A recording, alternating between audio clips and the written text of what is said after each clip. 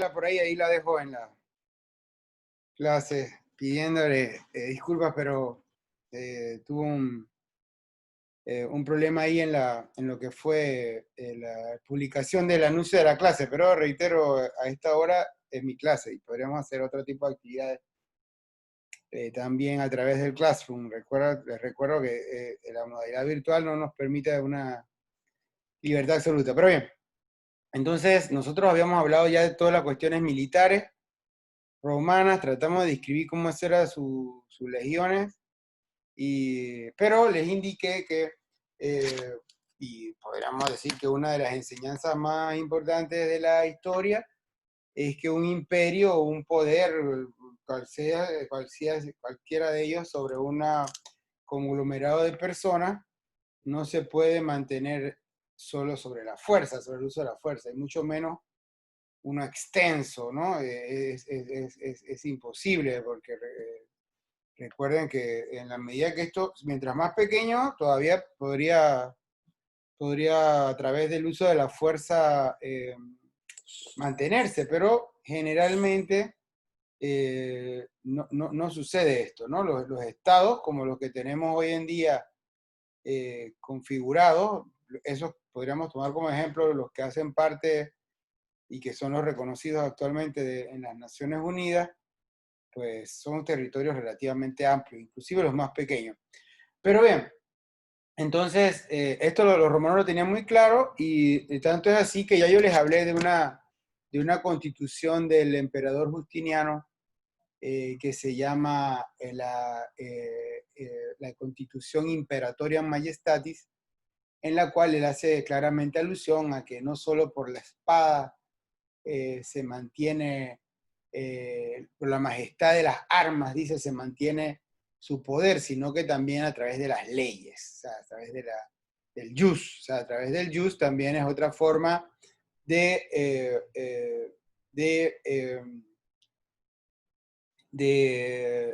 que era una de las formas de ejercer el dominio, ¿no? Y les recuerdo que desde la fundación de Roma, desde la mitología de la fundación de Roma, pues se hacía hincapié en que los romanos estaban destinados a lo que era el ejercicio del poder sobre los pueblos, ¿no? O sea, este era el ejercer el imperio sobre los pueblos.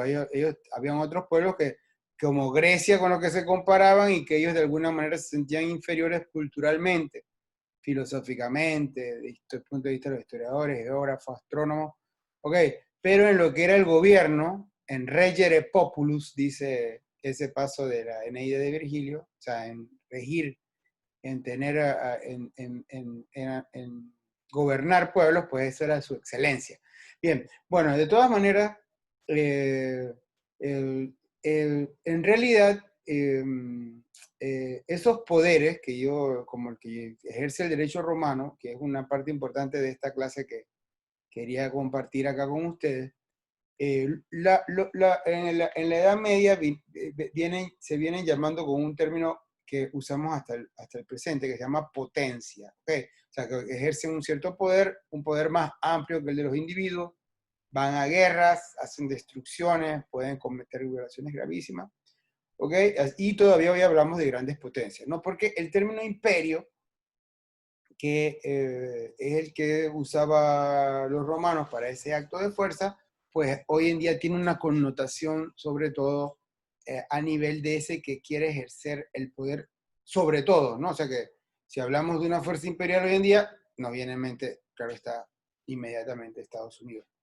Rusia, si viviéramos por allá por el Mar Negro, quizás, pero si viviéramos cerca de China por cualquiera de sus costados, amplias fronteras, quizás, pero si podemos discutir si alguien es un imperio hoy en día o no, es el norteamericano, ¿no? O sea, pero en realidad, potencia e imperio para los romanos era igual, solo que ellos crecieron. Pero vuelvo y reitero, esa hegemonía que ejerce Roma, y estoy usando hegemonía en un sentido muy particular de alguien que estudió esto o lo notó de manera muy particular, que se llama Antonio Gramsci, que yo se los dije, escribió ahí en uno en una de las partes de sus cuadernos del cárcel, escribió que aparte de ejercer ese imperio se necesitaba una dirección intelectual y moral. O sea que, de alguna manera, Gramsci nos dice que un grupo es dominante sobre otro grupo cuando lo dirige. O sea, debe dirigirlo antes de ejercer dicho poder. O sea, de alguna manera, si ese grupo ejerce hegemonía, la gente no solo lo va a tener como dirigente cuando efectivamente ejerce el poder, sino que lo va a hacer desde antes. Hay algún grado de aceptación de este punto de vista y no necesariamente, para ponerlo en un contexto presente, tiene que ser por la llegada de ellos, sino por la cierta admiración que se tiene. O sea, para ponerlo en el contexto actual, por ejemplo, no es extraño que nosotros todas las series, o sea, la extra grande mayoría de películas, canciones, ropa, etcétera, que más o menos usamos, son de Estados Unidos, o sea, o de algún país potente. O sea, esto, tengan presente que esto no es casual, hasta la comida, o sea, podemos intercambiar comida deliciosa, nostrana, y pensar que es mala y grasosa, y comer hamburguesas con mucho gusto como una delicia, o pizzas, o otras cosas. Bien, bueno, a eso me refiero cuando hablamos de los romanos. Entonces, ¿qué ofrecían los romanos? Es lo que quiero que tengamos ahora ¿qué era lo que ofrecían los romanos que a la gente le gustaba, ¿no? Entonces, bueno, y hay una película por ahí vieja que también se da, que es un poco es inglés, es un humor un poco raro, pero se llama Un hombre de nombre Brian, que es una parodia brutal de Jesucristo, o alguien que es tomado por Jesucristo en la época antigua. Pero bueno, lo que me interesa de la película es que hay una escena que se las narro ahora que dice, ahí en Jerusalén estaban bravos que querían hacer una revuelta contra el Imperio Romano, en la época obviamente de Jesucristo. Y entonces Brian pregunta, ¿y qué nos han traído estos romanos? Entonces dice uno, bueno, el agua caliente, y la gente, oye, el agua caliente, y nos han traído el agua potable, y digo, oye, qué bien, y entonces, y las carreteras, chuletas, y al final dice uno, y el vino, pues vino, todo el mundo, wow, muy bueno el vino. Okay, o sea, y el vino fue algo, efectivamente, que los romanos esparcieron, todavía lo tomamos en todas partes. O sea, miren la hegemonía que se ejerce en el tiempo. O sea, que sus formas de comida, esto todavía, bueno, el vino hoy en día es extremadamente superior al que tomaban los romanos en su época, pero la idea de tomar vino, que hacemos en un lugar como Panamá, eh, que no podemos producir uva, pues imagínense cómo se difundió, ¿no? O sea, son cosas y que los romanos usaban y que llevaron a todas partes. Entonces, tanto es así que la iglesia romana usa el vino como símbolo de sangre de Cristo, y en Jerusalén no había vino. No era que los israelitas no tomaran nada, pero tomaban otras cosas, no tomaban vino. O sea que imagínense la importancia que tuvo la invasión romana de Israel, que todavía lo usamos en la Eucaristía, el vino romano, para una religión que tiene su nacimiento en Jerusalén. Pero bien, es un tema interesante, por cierto, lo de las bebidas. Usaban otras cosas como hidromiel, unas cosas, otro tipo de bebidas, pero la romana propia fue la del vino, ¿no? Y los bebedores de vino, y era la que le gustaba, y pues le gustó prácticamente a todo el mundo, pero reitero, nunca nos debemos olvidar cómo llegaron, o sea que, bien. Entonces, este mundo romano constituyó un sistema general, o sea, los romanos lo aplicaron en todas partes. Fue la primera vez que en grande se hizo un experimento de hacer algo que, una palabra que hoy está un poquito desprestigiada, que se llama civilización. Okay, yo no la veo tan mal, y como nosotros somos acá, o sea, si un alemán hablara de civilización, dijéramos, racista, que cree superior, nazi, no sé qué. Pero como nosotros acá somos los que somos considerados en parte inferiores, ¿no? Me refiero a nivel global. Por ejemplo, cuando Trump dice, aquí no entra más gente mexicana, no sé qué, o se refiere a toda Latinoamérica, nos incluye a todos para abajo. En este caso, nadie dirá que nos creamos superiores. Aunque Vasconcelos hablaba de la raza mística, no sé qué no, un escritor mexicano que decía que nosotros éramos la raza superior. Ese es Vasconcelos, sería cuestión de leerlo. Había el eso de la raza mística que forman los americanos con los europeos. Bien, pero volviendo acá al tema, reitero, forman un sistema y un sistema de civilización, o sea que los romanos eran admirados también, o sea, así como el general romano que ya les hablé llegó a Grecia hablando griego en señal de respeto y de cultura, imagínense, llega un invasor y viene hablando mi idioma, eso lo veo, wow, extraordinario. Y más en la antigüedad, o sea, en la antigüedad donde llegaron a haber emperadores que no hablaban, al final del Imperio Romano, que ni siquiera hablaban latín ni griego. Generalmente la alta clase romana siempre estuvo instruida y todos sabían leer y escribir. El único, el único, el único emperador que nos consta, pero creo que es el único, que no sabía leer y escribir es uno que se llama Justino I, por allá por el 400 y tantos, no, 500 y tantos, perdón, de Oriente. Entonces, este señor, tenemos una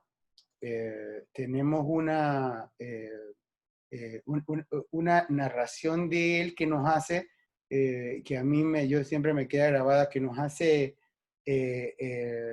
Procopio, un historiador de aquella época, y Procopio más o menos dijo que este soldado de los Balcanes decía, ignoraba las letras, dice, siendo analfabetos, dijo, y lo puso así en griego, analfabetas, ¿ok?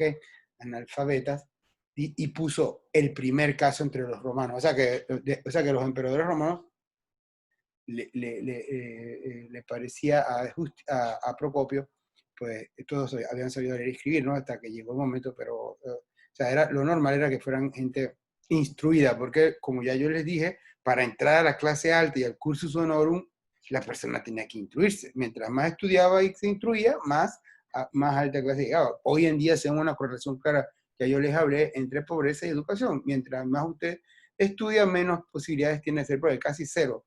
Ya les hablé de eso, creo. Pero de todas maneras les recuerdo que en Panamá, si usted llega a 9º grado, o sea, tercer año, su posibilidad de ser pobre es 0,5%.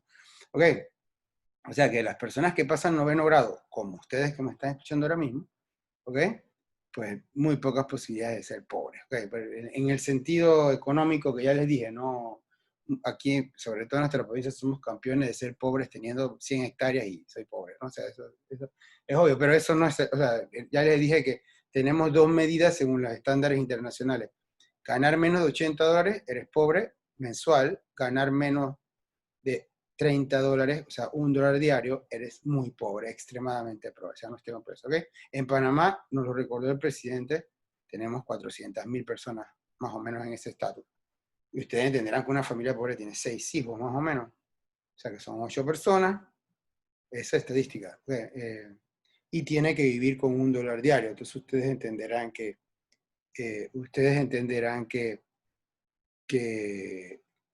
eso es difícil, hay que saltar garrocha varias veces, ¿no? O sea, eso es lo que quiero. Pero bien, pero ¿qué ofrecía este sistema? Y lo implantaban en todas las ciudades, lo implantaban, no solo era de Roma, lo implantaban. Bueno, ¿qué tenían? Bueno, tenían eh, ciudades donde la gente se quedaba maravillado. Tenemos varias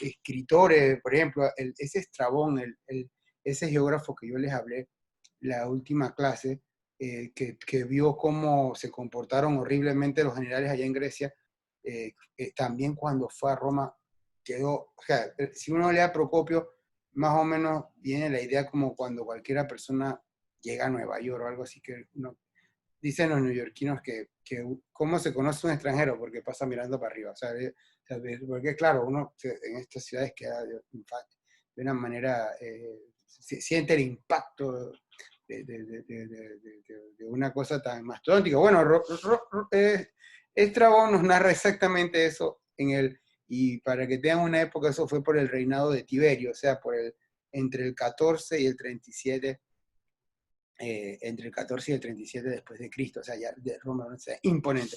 ¿Qué ofrecía Roma? Bueno, vida nocturna, anfiteatro, coliseo, okay, toda una serie de estadios deportivos, okay, porque a propósito quiero indicarles que a propósito de los romanos, agua caliente, no me reiteraré, carreteras de asfalto, el uso de tejas, la teja es algo típico romano. Cuando los romanos desaparecieron prácticamente se fue el uso de la teja, o sea que eso, imagínense, el uso del mortero para crear el cemento, eso es algo típico también de los romanos. Bien, pero les decía a propósito de lo que ofrecían. Los romanos les encantaba y difundieron también el deporte de las carreras de carro. Carro en el sentido de verdad de carro, o sea, era el carro ese que llevaban 4 caballos, la cuadrilla, ¿no?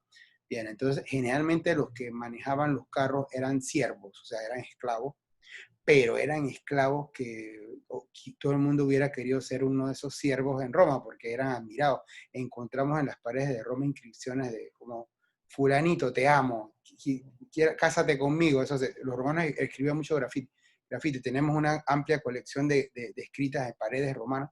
También lo que nos habla de la difusión de la escritura ampliamente, ¿no? Bueno, hasta en lugares escabrosos, por cierto. Encontramos escritos, sobre todo en Pompeya y Herculano, que son ciudades que fueron, el volcán Etna les cayó encima, la lava, y nos las conservó más o menos como eran en aquella época. Entonces encontramos un montón de escritos de esto. Bien, entonces, esas carreras de carro, para que tengan una idea, el estadio más grande que Roma tenía era el estadio de carrera de carro. No era el Coliseo, ¿eh? Este se llamaba el Circo Máximo, hoy se llama Piazza Navona, está en Roma, en el centro de Roma, pero era el Circo Máximo, para que tengan una idea de lo que era Roma hace 2000 años. El Circo Máximo tenía una capacidad de 120.000 personas. O sea, así como como el Maracaná hoy. Bueno, el Maracaná hoy, recuerden que hoy son 7.000 millones. Bueno, Roma tenía un estadio de carros de carrera de 7, o sea, como las carreras de carros que le siguen gustando a mucha gente, por cierto, ¿no? Del asunto de la velocidad, más o menos era el del centro, lo usaban también, lo llenaban de agua, hacían combates navales fingidos. En fin, o sea, lo que quiero decir es, habían palcos especiales para la gente de la aristocracia, había las tribunas generales, etcétera, el de sol, todos esos asuntos los encontramos en el circo Máximo. Okay, entonces, industria de espectáculo completo, restaurantes en cantidades, cantinas en cantidades en el sentido de nosotros, burdeles también, debo indicarlo, salones de belleza, pedicures, manicures, toda esa cuestión estaba en la ciudad, cosa que obviamente antes de los romanos, pues difícilmente. Bien, o sea, entonces Roma no solo tenía Roma como ciudad grande y desmadraba a los otros, sino que Roma fue el modelo urbano y los romanos la replicaron en muchos otros lugares, ¿ok? Así que, más o menos, ¿qué sucedía cuando unos romanos llegaban a tu ciudad? Pues más o menos ibas a tener un anfiteatro que servía para representaciones teatrales, música, danza, fiestas, en fin, una serie de cosas. Ibas a tener probablemente ya en era cristiana y religiosa, basílicas religiosas, que iglesias, baños públicos, donde, bueno, esos baños públicos habían gimnasios, los romanos les gustaba mucho el deporte como los griegos, entonces ahí se practicaba gimnasia, la lucha esa que llamamos grecorromana, ¿no? Obviamente. Esto era algo apto también para la formación de los soldados. Bien, entonces, y en esos baños había aguas termales, o sea que usted iba a hacer ejercicio, después se mataba las aguas termales, en fin.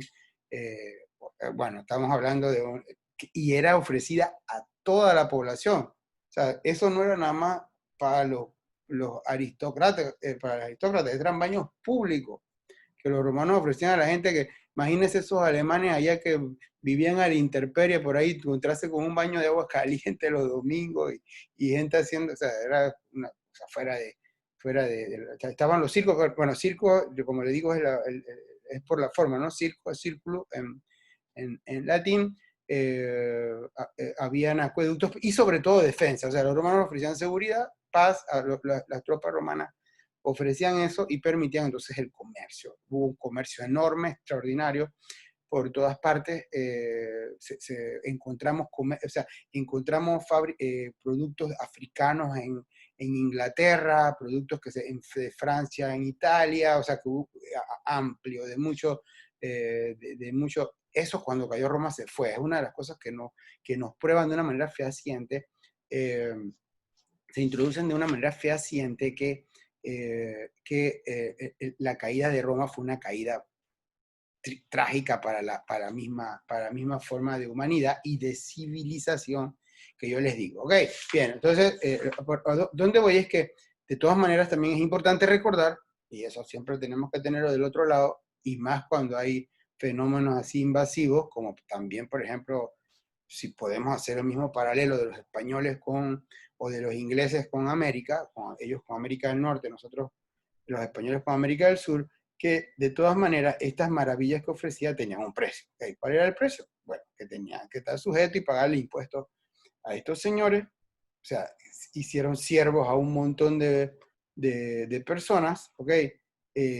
Hicieron muy, muy ricos a algunas personas y poderosas a otras a expensas de los demás, ¿no? Pero habrá cambiado mucho eso hoy en día, lo dejo ahí para ustedes. De todas maneras, no hay duda que nosotros hemos avanzado mucho, pero sigue la desigualdad, unos tienen más.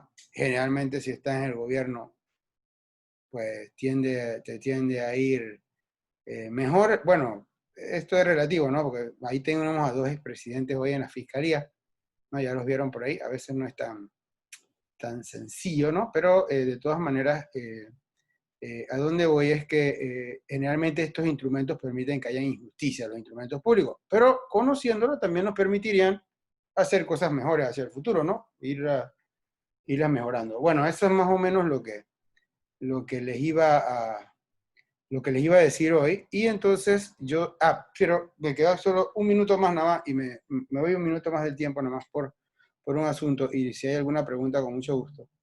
Es lo siguiente, que los romanos no solo replicaron las ciudades con todas estas ventajas que yo les digo por todo el mundo, ¿ok? Por todo el mundo de ellos, que la gente apreciaba, obviamente, ¿no? Sino que para volver a tener este tipo de sofisticación romana, después que se cayó el Imperio Romano de Occidente, tendríamos que esperar mucho, mucho tiempo después en Europa, ¿no? Siglo XV probablemente para volver a tener esas mismas cosas que tuvieron los romanos hasta el siglo IV. Okay. Bien, los romanos también obviamente homogenizaron, es lo que nosotros estudiamos, perdón, lo más importante, el sistema jurídico. Okay, de ahí en adelante todo el mundo usó eso, que era óptimo, lo de las leyes, ¿te recuerdan? No solo las armas, sino las leyes. Bueno, esto fue una de las cosas fantásticas que nos dio un medio, o sea que podemos usarlo cualquiera, no tengo que ser emperador romano, ni tener siervos y esclavos o tratar de esclavizar a otros pueblos para usar su sistema jurídico, que ha sido un sistema que ha dado señales de practicarse correctamente. Sí, cualquiera puede usarlo mal, no hay ningún problema, o sea, estoy seguro de eso, pero el sistema es un sistema. Lo que lo usamos somos nosotros y de nosotros depende si ese se usa o, se usa o no se usa correctamente. Bien, aparte de eso, obviamente las divisiones territoriales, yo les indiqué, los romanos dividieron todas el territorio romano en provincias, ¿no? Encontramos desde la provincia francesa, Britania, Italia, la Terraconiensis, Mauritania en África, la provincia de Asia, Galacia, o sea, llegaba prácticamente a Irak, es el momento de máxima expansión. Por ahí les tengo una imagen, si ustedes entran voy a ver si la consigo, ahí ya termino. Si tengo la imagen esta que tengo acá que le pongo de fondo de pantalla del grupo, esto que está aquí, pero bueno, no se ve muy bien nada, pero de todas maneras, esta imagen que tengo aquí arriba, esto que está aquí es el Imperio Romano en su máxima expansión. ¿Okay? Mira, esto Mesopotamia acá es Irak. Irak, Irán, todo esto está, de Irak para acá, todos estos países hasta acá arriba, bueno, esto llega por acá arriba, y llega hasta Inglaterra por acá, toda África, el norte de África, bueno, vivieron. O sea que por cualquiera de estos países que nosotros vayamos, vamos a encontrar anfiteatros, foros romanos. De hecho, muchas de las cosas que sabemos los romanos son por África, porque como era una tierra más más seca y más caliente, conservó un montón de escritos de la época romana y que nos dan un amplio luz sobre eso. Bien, eso fue todo. No sé si hay alguna pregunta. Voy a parar la grabación aquí.